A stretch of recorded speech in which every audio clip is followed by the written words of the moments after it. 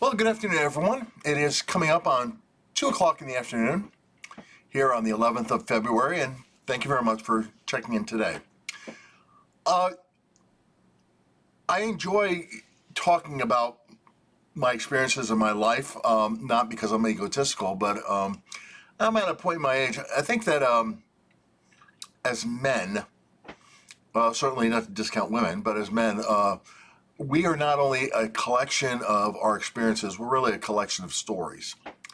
And I didn't really get a chance to sleep very well last night, so I had the TV on, and of course, one of the times I'm hitting either Newsmax or whatever, and hearing about all the craziness that's going on in DC right now.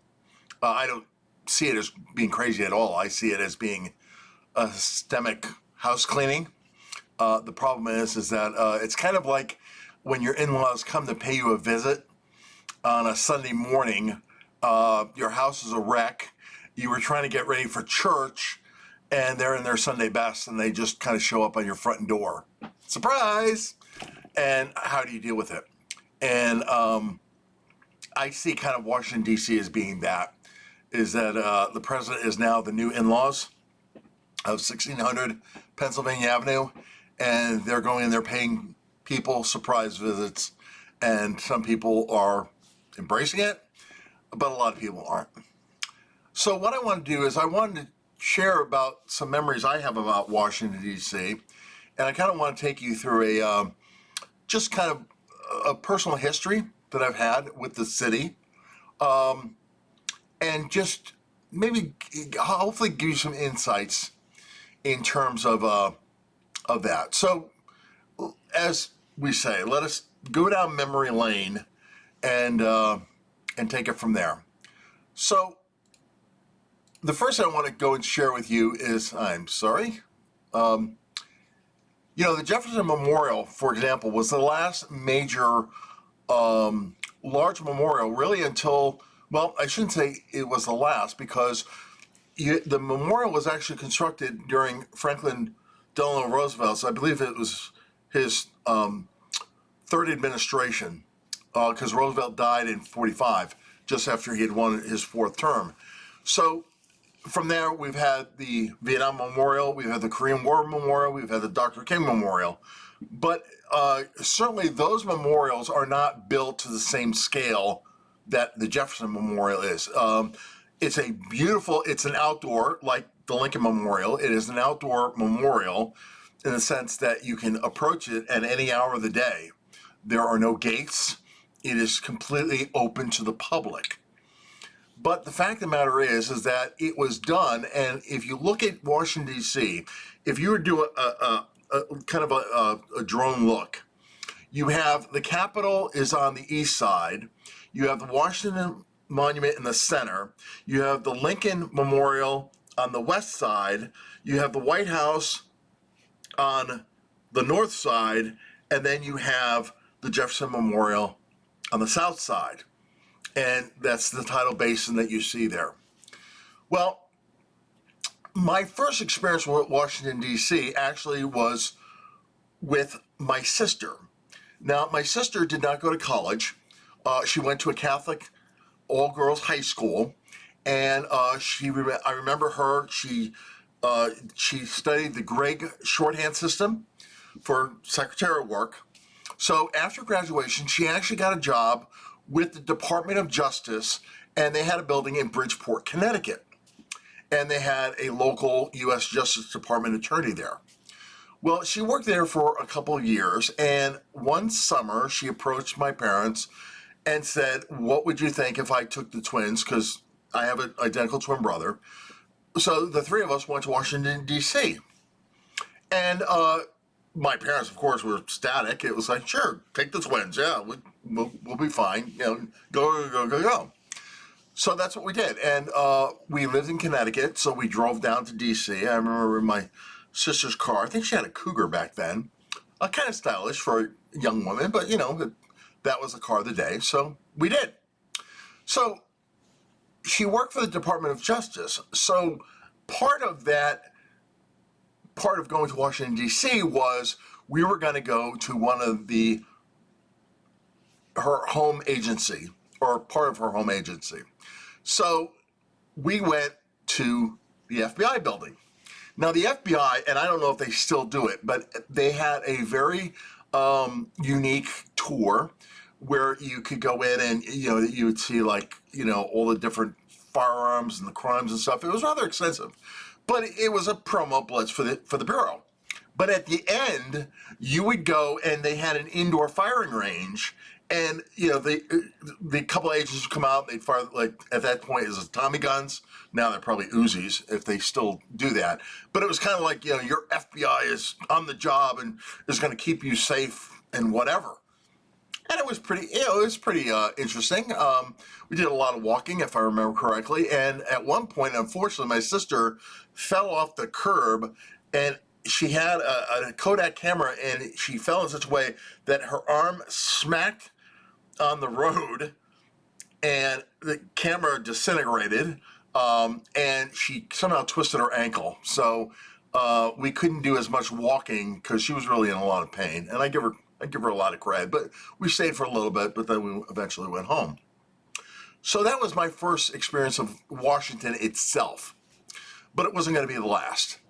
So I was born in 1960, and again, so, at this point, I like to say in my historical bar game, I can name every president from my birth to presently. So it's now Eisenhower, Kennedy, Johnson, Nixon. Okay. So, of course, Nixon was elected.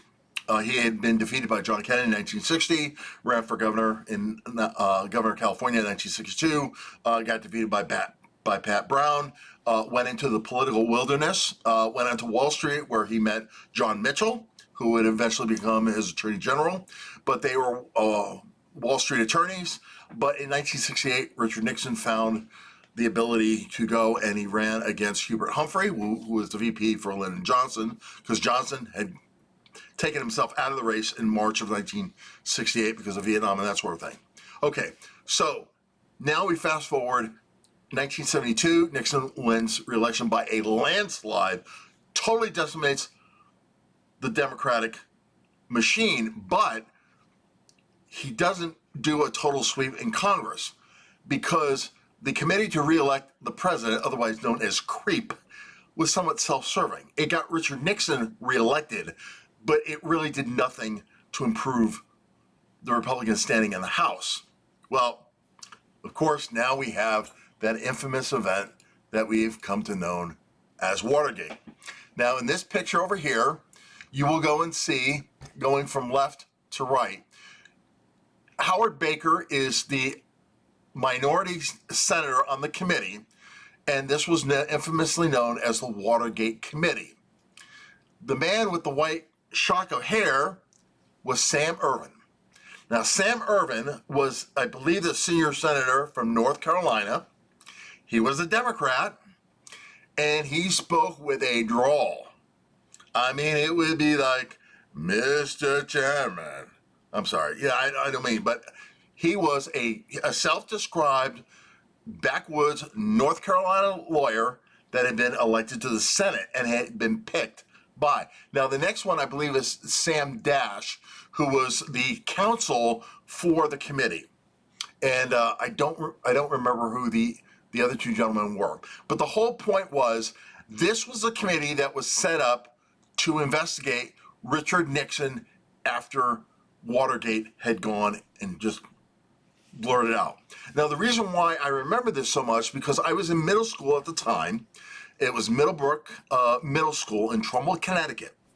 And my brother had a teacher in 8th grade. He's probably dead by now, but his name was Robert Bruno. And Bob was he was a young teacher back then. So Bob, I remember Bob so well, he had one of the biggest afros I ever saw for a white man. And again, I don't mean to be racist, but Bob had this curly, I mean, it was out there. It had to be like 8 inches on each side. Fun guy, though.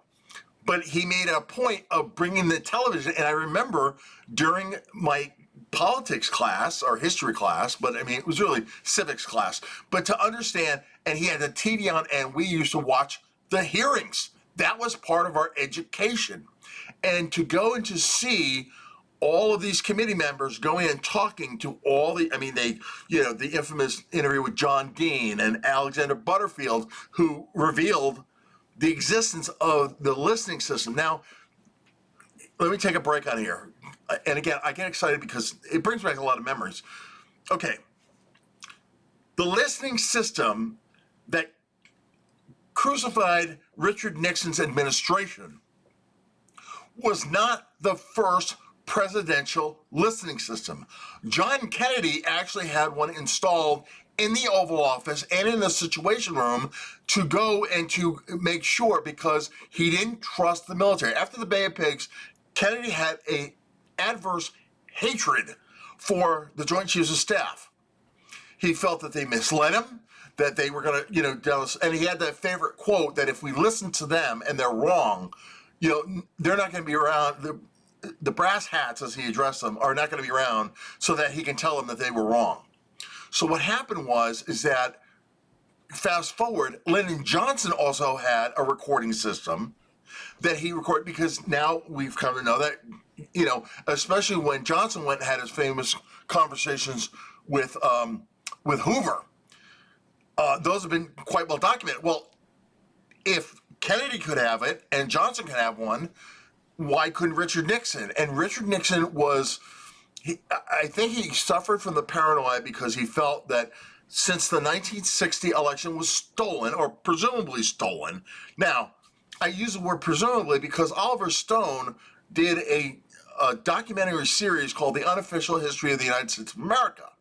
And in his segment that he focuses on John Kennedy, he speaks of a possible stolen election, right? Because the whole thing about, ballot stuffing in Chicago, which carried the state of Illinois, and possible ballot stuffing in Texas, which carried Texas for Johnson, and ultimately got them elected. So Nixon was paranoid that somehow he was going to lose. That's why he was so adamant that he was not going to let the Democrats steal it, because he had a sense of history, a sense of knowing that he was destined for greatness.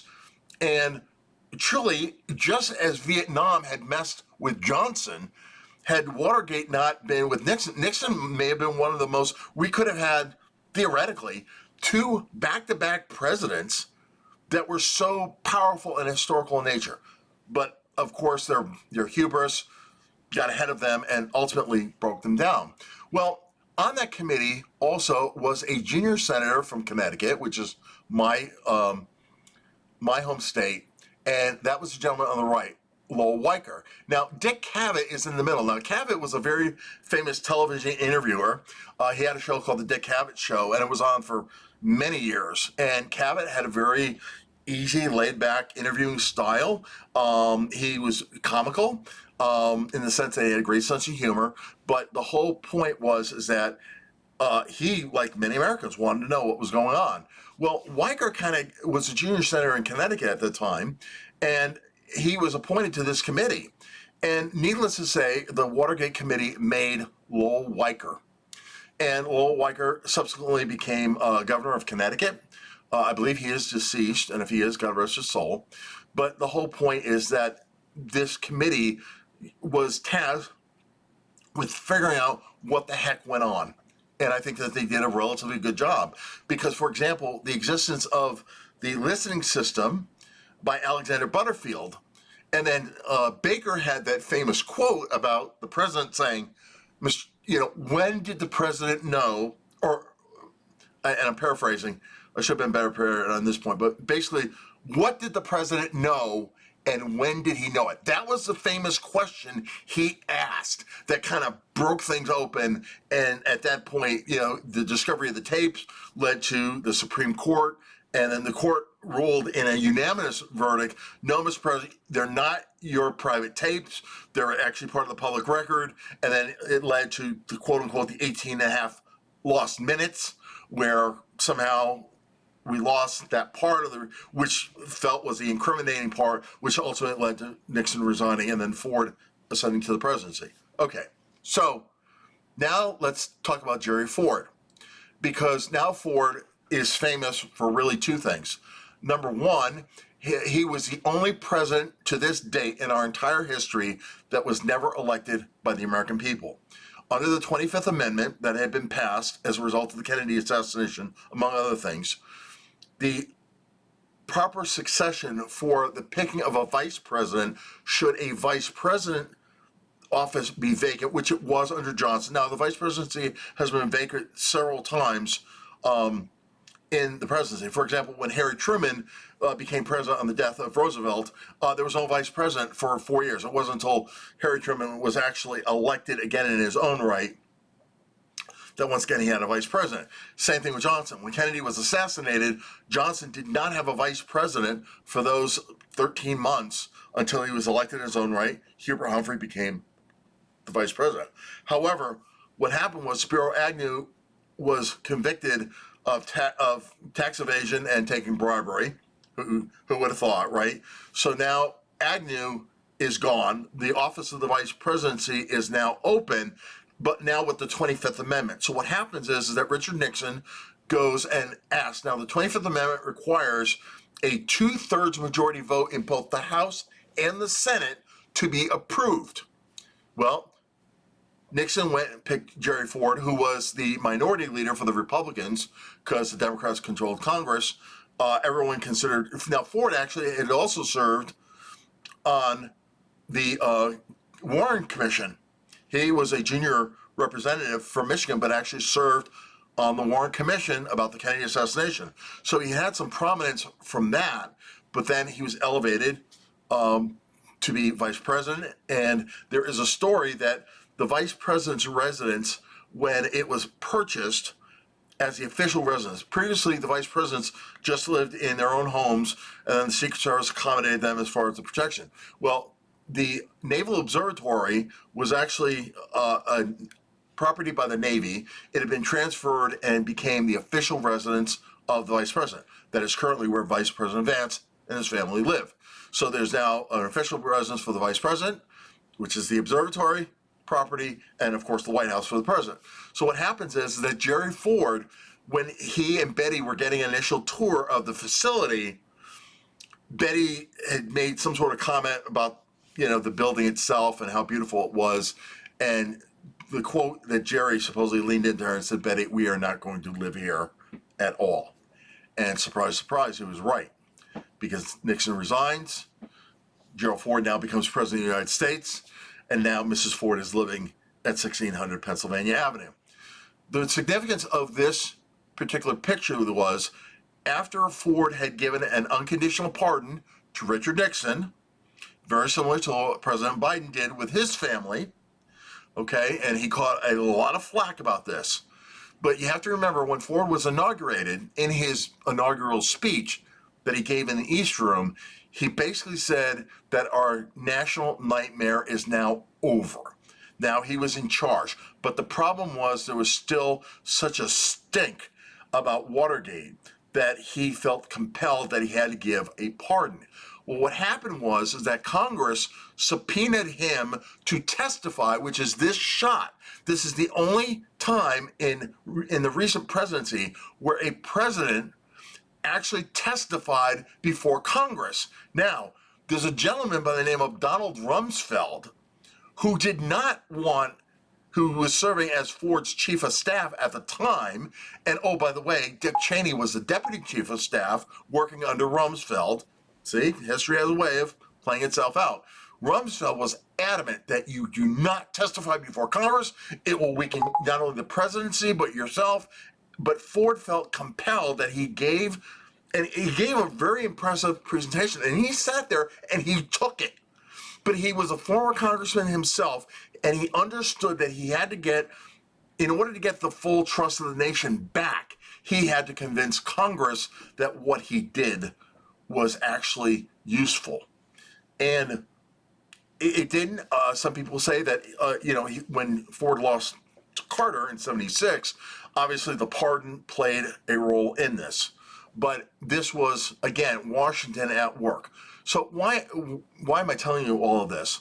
Because Washington as a town. Now, I heard this saying before, and I don't know where I heard it, but again, I hear this. I'm a sponge for eclectic stuff.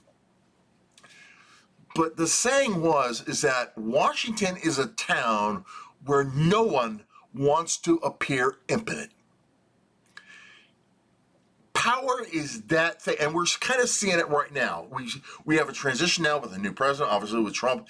Trump is back, okay, and Trump is, for good or for ill, Trump is going to set things right as he sees it. Well, he is the president of the United States, and until he is stopped either by the courts or whatever, he is going to execute on that mission. Well, this gentleman over here, Newt Gingrich, who is from the, I think he's from the he was from the 6th Congressional District in the state of Georgia. Now, Newt was not a lawyer, but he was a historian. He was an academic. And when Newt was elected to Congress, he formulated this plan that, we've been on the Democratic heel for far too long. It's time for the Republicans to come back. And the way that he communicated that sense of mission was the contract with America. And there were 10 bullet points that were in this contract that if the Republicans were going to come back into power, that they were going to execute on. And by God, they did. They got elected, and he said, fine, we got the contract, and boom, boom, boom. Sound familiar? I mean, if the Republicans would just hold their ground and execute and just do what they told the people that they are going to do, what do the Democrats have now? And I'll talk about that. But the whole point was this was now the emergence. So when people think about, the Republican Party and Trump, no, this goes back to 94. This goes back with Gingrich. Now, Gingrich would serve as Speaker, I think, for 4 years. And then Newt had some difficulties of his own, had to resign the speakership.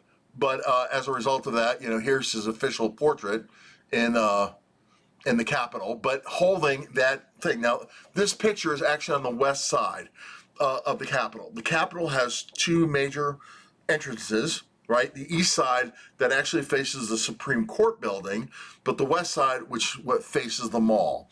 And the story was when Ronald Reagan was going to be inaugurated, traditionally presidents were inaugurated on the east side.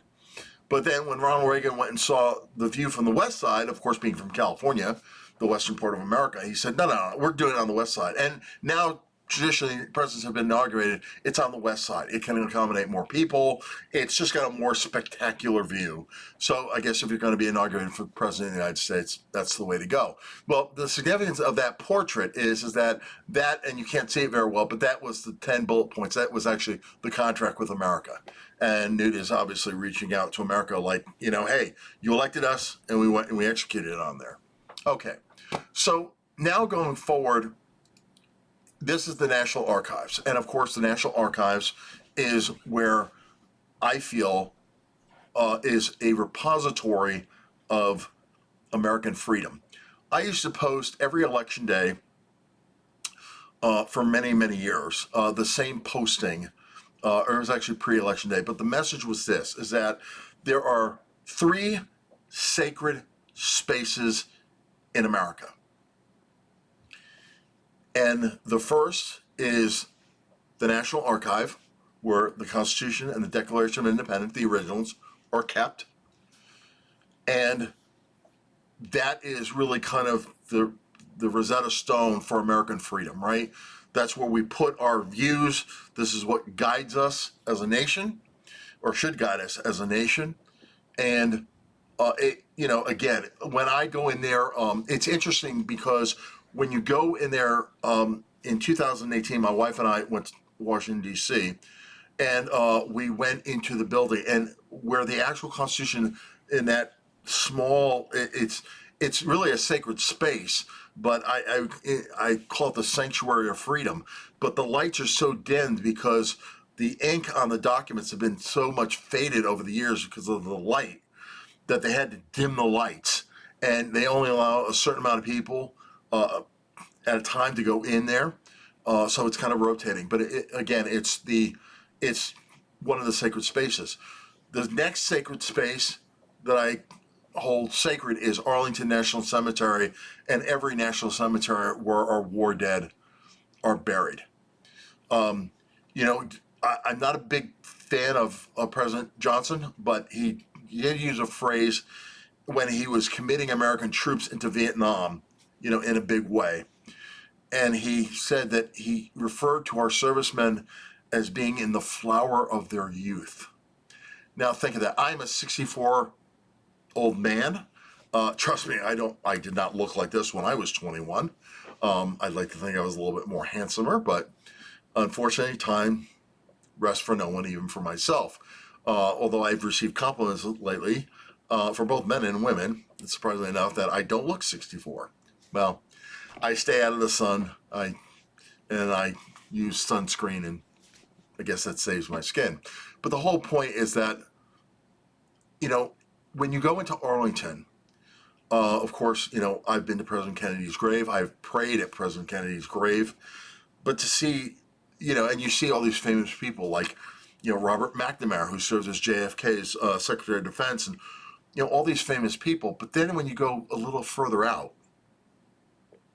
and you see, I don't want to say an ordinary grave, because every grave is sacred, but you just see the headstone, you know, private, corporal, sergeant, you know, first lieutenant, second lieutenant. I mean, men and women that have died so young. You know, I look even in comparison with President Kennedy. President Kennedy was 46 when he was assassinated. I'm 64. I've lived 1.5 lives of John Kennedy. But there are certainly young men, even going through, you know, the Persian Gulf War and Afghanistan, and even today. I mean, young men and women have died that didn't get to their 25th birthday, you know, but unfortunately they are buried. So that's the second sacred space. And of course, the tomb of the unknown soldier is kind of the I hate using the term highlight, but just the fact it'd be like going into St. Peter's Basilica and going to the high altar in the center of the basilica. Well, that's what the tomb of the unknowns is like. It is that high point in the sense that the honored dead, and an inscription known only to God, but they were human. They were Americans, but we honor their memory in terms of that being that they have been unknown to us, but they're not unknown to the nation. Okay, that's the second sacred spot. But the third, and probably the most living part, is the voting booth. The 8 square feet that a typical voting booth occupies, right? 2 feet across, typically, maybe 3 feet, 4 feet. So 8 to 12 square feet.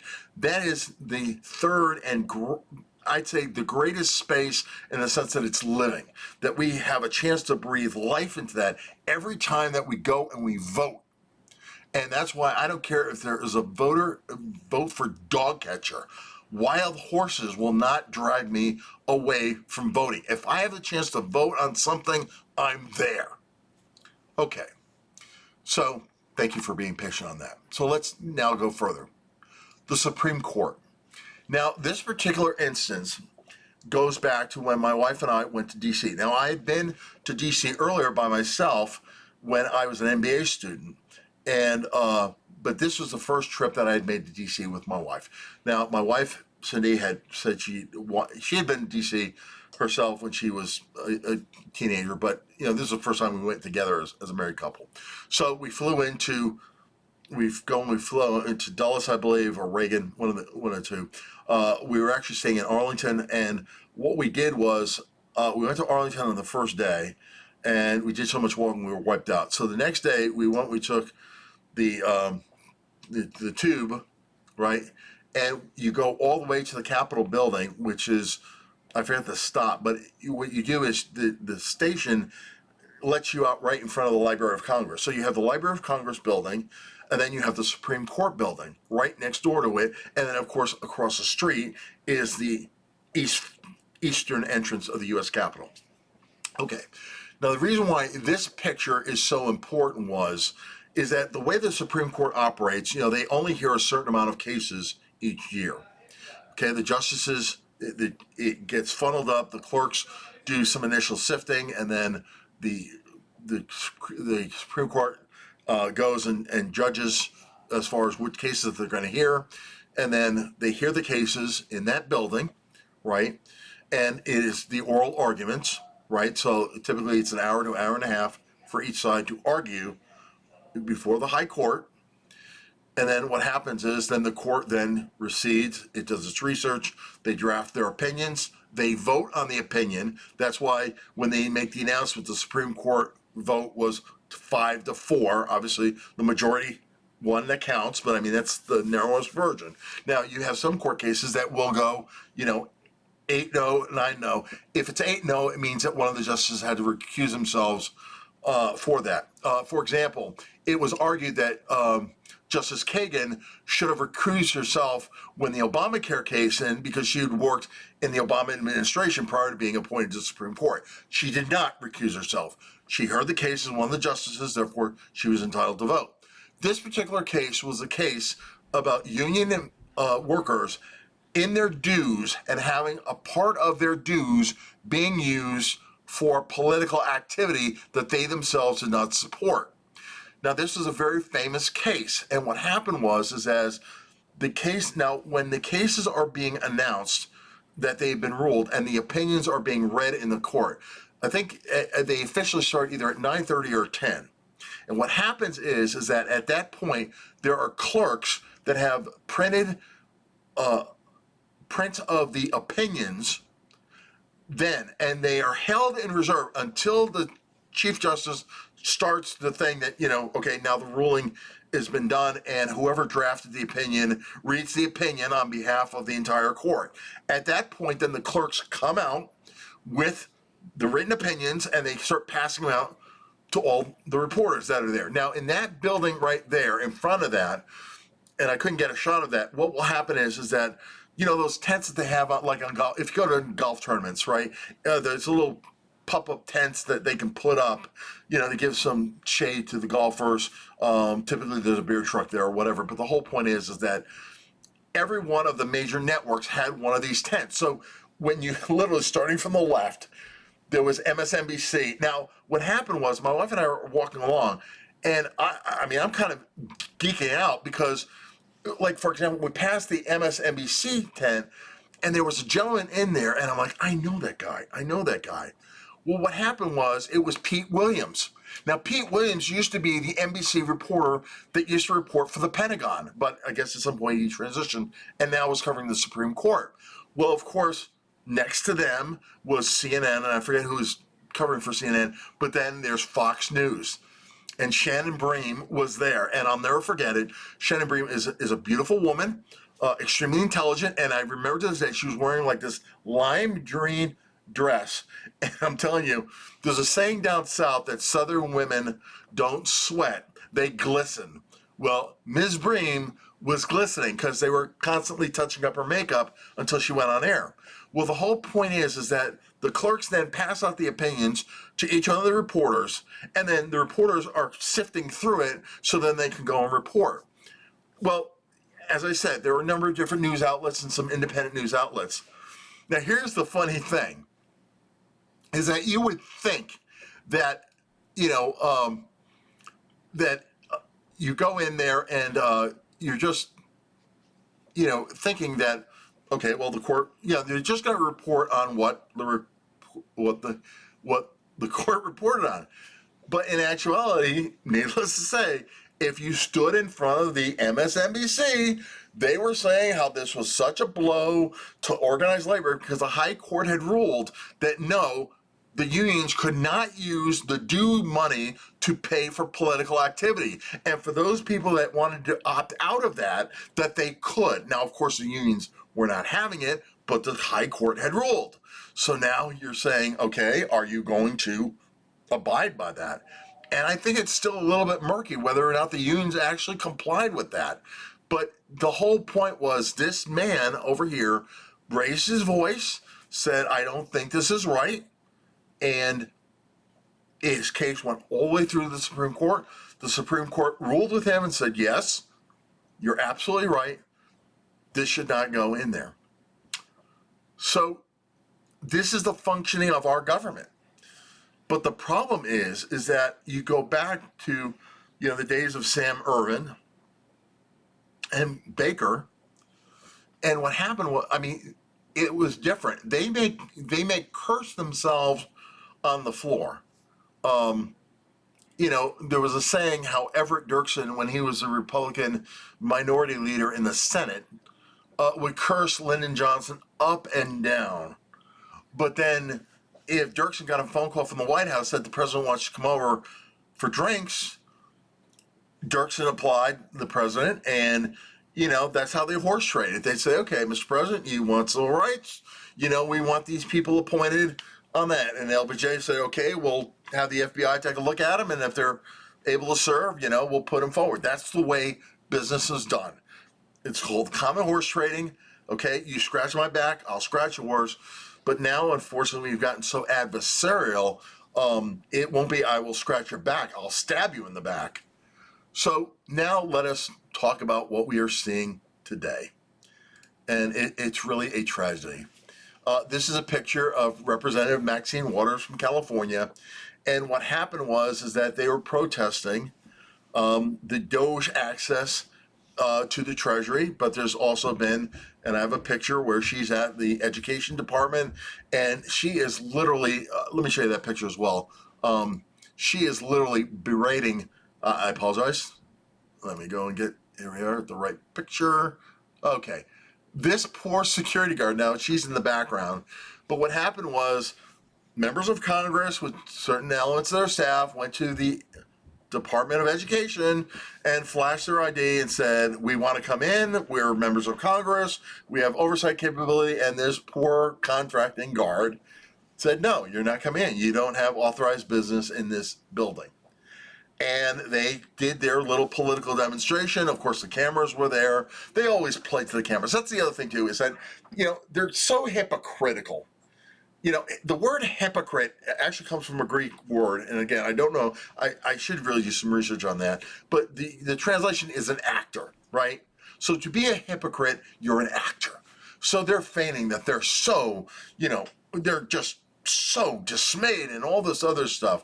And there was a clip that I couldn't find of this one congressman, I believe he was from California, and he kind of turns around and he's got this smirk on his face, like, "Yeah, this is going to make excellent, we're going to be on the news tonight. We're going to show them." And this is the state of our Congress right now. And at least on the Democratic side. So now the Republicans have gotten their stuff together. They're unified. Trump is in the White House. He basically said, "I'm going to do this." The American people said, "Hell yeah." They put the man back at 1600 Pennsylvania Avenue. And sure enough, from day one, he's saying, "We're doing it. And we're going to get it done." And now the Democrats, shock and awe was a great strategy used by Norman Schwarzkopf to go and that gave the American the victory over the Iraqis. We won that war in 100 hours. And what shock and awe is, some people say flood the zone. But the whole point is that the Democrats, who are so used to being catered to, responded to, getting their own way, well, guess what? They're not getting their own way. And to see these people take it out on this poor security guard, I feel for this guy. I really do. So now this is Chuck Schumer with Maxine Waters, and they're just so indignant, and they're going to, first of all, with all due respect to Chuck Schumer, Chuck, you really need to get out of the game. This is a man who was elected to public office soon after he got out of law school. He's never had a private job. His whole life and currently he is worth $81 million. Now, folks, I would love to have that investment guidance that over his career, because he's in his mid-70s, he's approximately 10 years older than I am. And he served in his entire life. He was a congressman, then got elected to the Senate, but he's been Wall Street's boy overall. That's the thing about the Democrats. You want to talk, the whole thing with Watergate was follow the money. That was the adage that Deep Throat, who was really Mark Felt, I think he was a deputy director of the FBI. I think he was number 3 at the FBI. What happened was when Hoover died, there was an expectation that he would be then selected as a director, but he got passed over. And in his bitterness, that's the only thing I can say, in his professional bitterness, he then became who was known as Deep Throat. So if you've ever watched the movie with Robert Redford and Dustin Hoffman about Watergate, he's the guy, and he was portrayed by, I forget the actor. It's on the tip of my tongue. But he was the one who was in the background with the whispers, like, I can only confirm so much for you, but you got it. But his whole thing was follow the money. And that's how they got Nixon. They followed the cash that Nixon had built up in this slush fund, which then brought about the whole thing about campaign finance reform and the whole thing. But when I look at the Democratic leadership now compared to where they were 40 years ago, I mean, this is the look of pain and anxiety from a political standpoint. Because, as I said before, Washington is the only town where you don't want to appear that you don't have any power. Well, the Democrats, yeah, they have power. He's the Senate minority leader, okay? Maxine Waters is part of the Black Democratic Caucus in the House of Representatives. But the whole point is, they ain't calling the shots.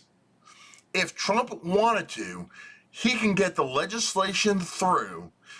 Now, he has a very slim majority in the House, but guess what? In the House, all he needs is 218. That's how they passed Obamacare. They had passed it in the Senate, but they only had that, and Nancy Pelosi lined up every single Democrat, and they got 218. Well, same thing that now Speaker Mike Johnson can do. They have 53-47 in the Senate, and they used to need certain pieces of legislation, they needed 60 votes, so they would have to get 7 Democrats. Now they don't. That was the nuclear option. So they blew that away and they said, know what? We're just going to pass by a simple majority. Well, the Republicans have got it. Well, if you got 218 in the House and you got 51, the current Secretary of Defense was confirmed only because there was a 50-50 tie in the Senate and he cast the deciding vote. But Pete Hegseth is now the Secretary of Defense. And thank God for that. But I look at this picture right now and I see everything that is just wrong with Washington. But the civility is over and done with. Gingrich was, for the most part, before he said, we're not going to go out with these guys. We're not their friends. Okay? We're going to take the offensive to them. Now, let's see how this goes and plays out. And again, for those of you who haven't seen it, this is the Commander-in-Chief during the playing of the national anthem. Now, sir, with respect, you do not salute indoors unless you have a sidearm and you have a cover, which is a hat, okay? Like the Marine Corps guards, when you get off Marine One, they have a firearm and they have their cover. But I understand. He is the Commander-in-Chief that was started with Reagan, because Reagan asked his Secretary of Defense, Caspar Weinberger, Reagan had been in Hollywood and had made a lot of war movies, and he could pop off a salute as good as anyone else. And he asked his Secretary of Defense, he said, can I salute the Marine Guards as I come across? No one else had done it before. And Weinberger came back and said, well, sir, you are the Commander-in-Chief. So if you want to salute your troops, you salute your troops. That's how that tradition came into being. So when the president, and they call it the show, when the president goes from the moment that he steps out of the White House and boards Marine One to when Marine One lands at Joint Base Andrews, and then they pop the doors, and there, if you watch it, there is a deliberate routine. The Marine comes out of the back entrance, pops the door down, walks 3 paces out, makes a left or right turn, goes 6 paces, makes another right turn, then goes to the door, unloads the door, opens it up, It's the 3-6-3 routine. He lowers the door and then he stands by. He is facing the stairs, waiting for his commander-in-chief to come down. His commander-in-chief comes down. He returns a salute. Then the Marine goes and makes a 90-degree turn and stands there, either holding his salute or he can drop his salute, and he is waiting. So if his commander-in-chief has any order, he's there ready to receive it. That's how that tradition came about. But the whole point is that this man went to an event as large as the Super Bowl, and his people loved him. Now, granted, it was in Louisiana. I'd say Louisiana is firmly Trump country, okay? But the city of New Orleans has been mostly progressive. Now, it could be argued that there were a lot of Philadelphia Eagles fans, but Philadelphia is run by the Democratic Party. So even if you had Philadelphia fans that were Democrats coming down to a football game where their team was playing the Super Bowl, and that man shows up, and they are cheering him, as opposed to Ms. Taylor Swift, who got booed. Why? Because Taylor made a conscious political decision. She publicly endorsed Kamala. Kamala lost. And guess what? Those fans reacted accordingly. The very last thing I want to show you, which I think really embodies this president, is simply this.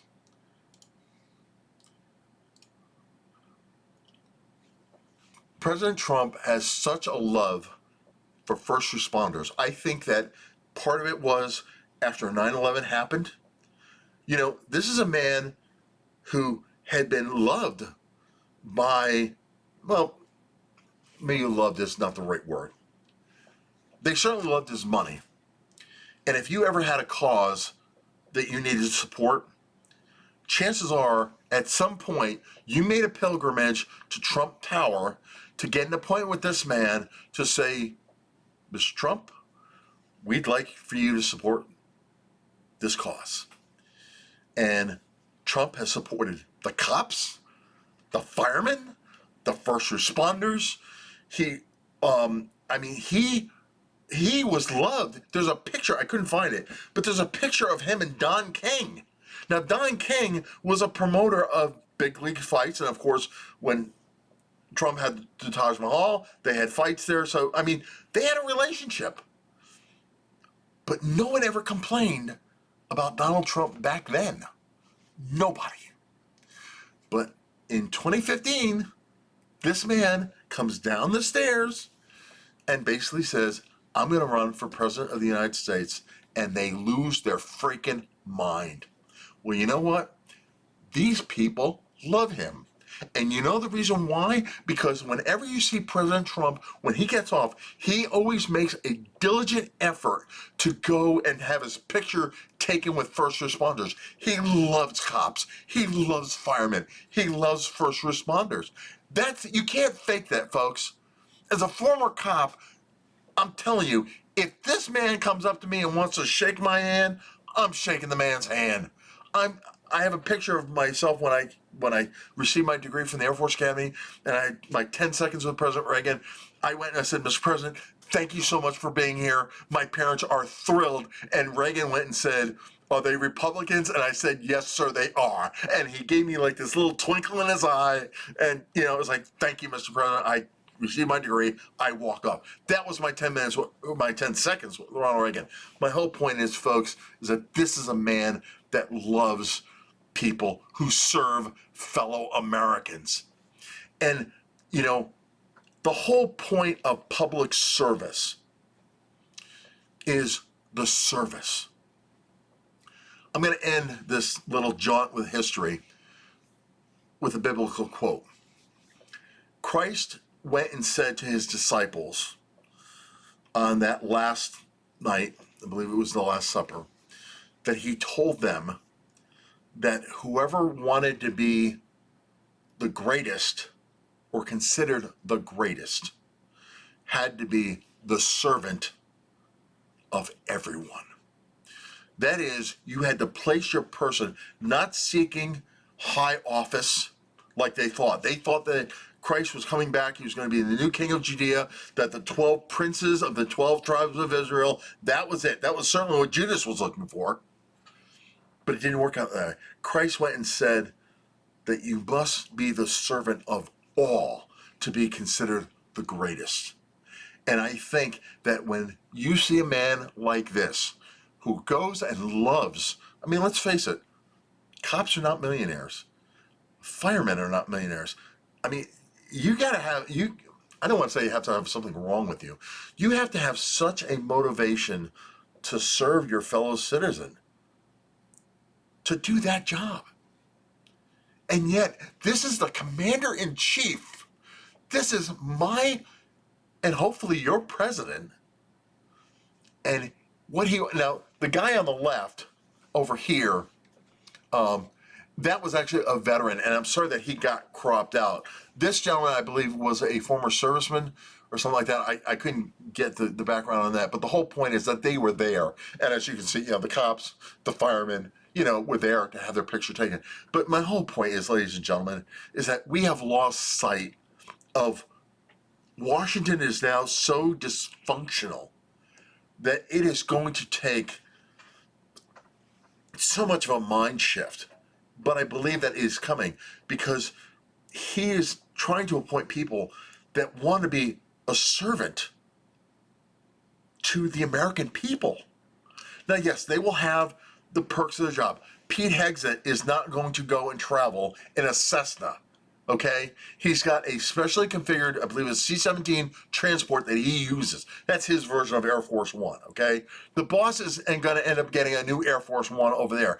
But the mindset, that's what makes this the difference between over here, what we see in that, okay? You've got, at one side, you've got a president who is confident, and then you have this. You see hysteria, you see confusion, and you think that just pure emotion is going to carry the day. It is not. Matter of fact, if you react by emotion alone, you become a prisoner of yourself. Because if you're going to allow your emotions to control you, you have effectively lost self-control. I mean, when a child has a tantrum, we've all had little kids that have that, tantrum of tantrums for whatever reason, right? But they're going to have a tantrum that is, after a while, you just want to go and say, "Are you done? I mean, seriously, are you done?" And then the kids are like, and then finally, the one or two things are happening. Either they calm down, okay, and they're still not going to get that cookie or whatever they wanted, or they're going to pass out. Better for them to pass out and sleep it off. But my whole point is that if you're going to go and say that is a viable model for leadership, as opposed to this or this, folks, I'm sorry.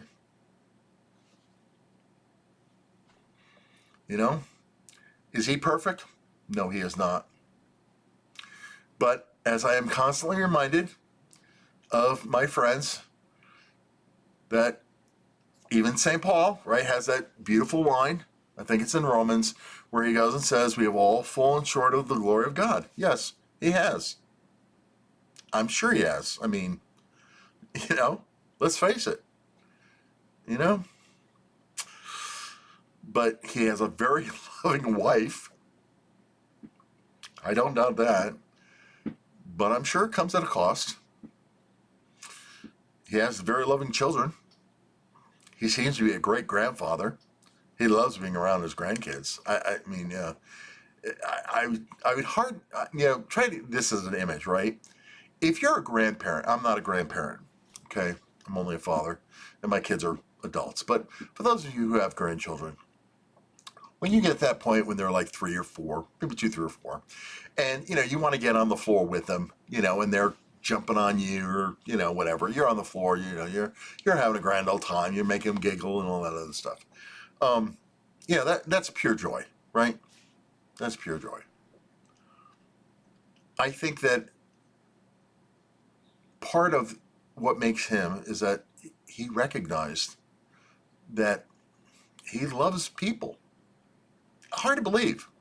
But I think there is an authentic love that he has in his DNA and somehow went in and helped. Thank you, Michael. My son is bringing me the mail. Thank you, Mike. Good job. So, my point is simply this, as I wrap up.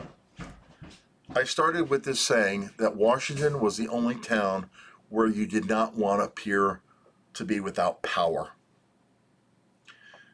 I would say to you that if you truly want power for power's sake, you are not going to get it by being hysterical.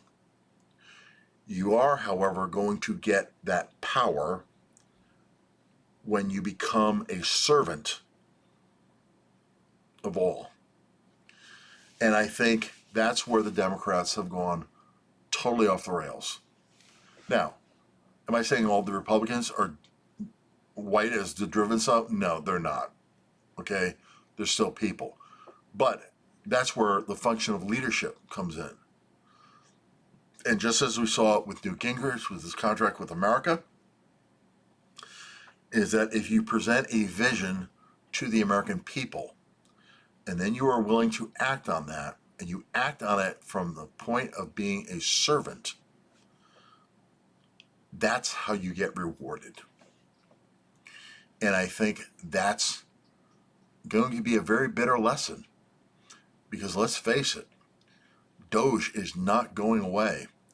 And you see all of the stuff that's now coming out in terms of that as a taxpayer. I mean, we're in mid-February right now, okay? In 2 months, right?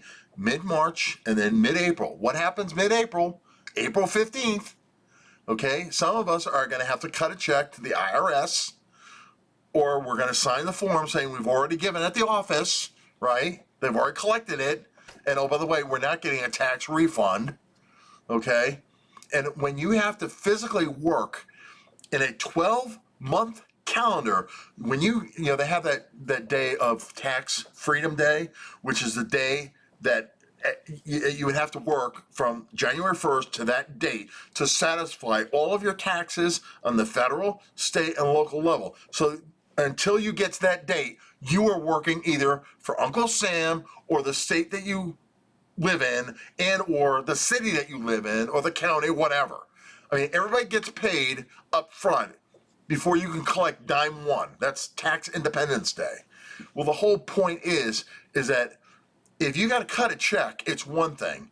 But then when you demand to see how your money is being spent, and you see, the Kennedy Center, if the Kennedy Center is sponsoring drag shows for little kids, I'm sorry, I'm not on board, okay?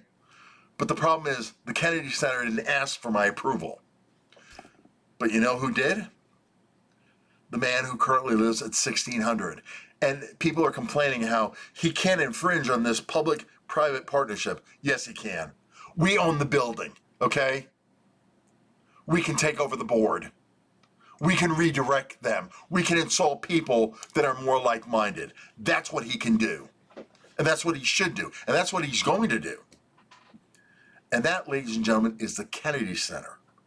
That was built under the regime of Lyndon Johnson as part of Jackie Kennedy's dream of merging the American arts to being a worldwide status.